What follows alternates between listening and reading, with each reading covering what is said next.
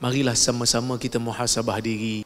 Sejauh mana kita mencintai sunnah Nabi SAW, mengamalkannya dan juga mempertahankannya. Kadang-kadang dalam mempertahankan sesuatu yang kita panggil sebagai bid'ah hasanah, kita begitu bersungguh sampai naik atas mimbar cerita pasal sambutan maulid yang kita kata ia bid'ah hasanah. Ia bukan sunnah pun, ia bid'ah hasanah.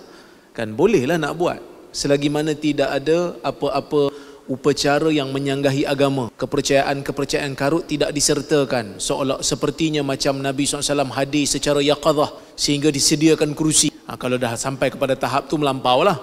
Tapi kalau setakat buat forum, buat ceramah, ajak orang ingat Nabi, saya tidaklah mempunyai apa-apa masalah sekadar sambutan itu. Cuma kita nilai balik diri kita.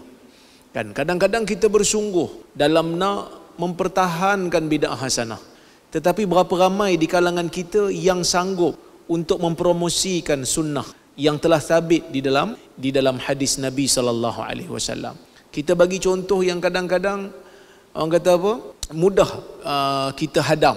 Contohnya Nabi SAW tidak membenarkan mengganggu orang yang sedang salat umpamanya.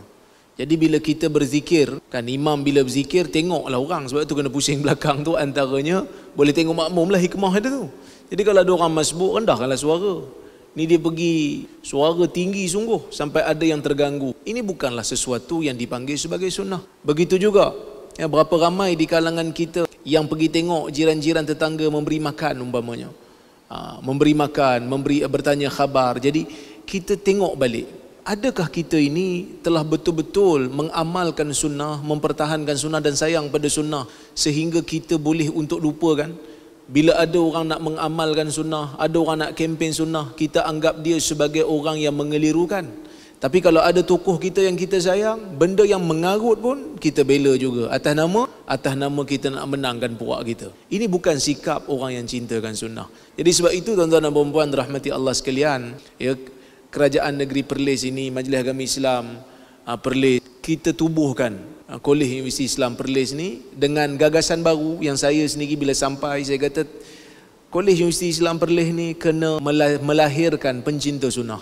Walaupun mungkin banyak lagi sunnah kita tak buat, kita tak mampu nak buat semua pun, tapi sekurang-kurangnya cinta pada sunnah tu ada dalam jiwa kita. Kita nak kempen, kita nak jadi pendakwah yang ajak orang kepada sunnah. Satu orang tidak terganggu imannya, tidak terganggu ahli sunnahnya kalau dia tidak mengamalkan bid'ah hasanah. Tetapi seseorang akan terganggu imannya kalau dia membenci satu sunnah yang sabit daripada Nabi SAW. Jadi mari kita sama-sama muhasabah diri, supaya kita menjadi betul-betul pencinta sunnah Nabi SAW. Wallahu ta'ala a'lam bissawab. Terima kasih.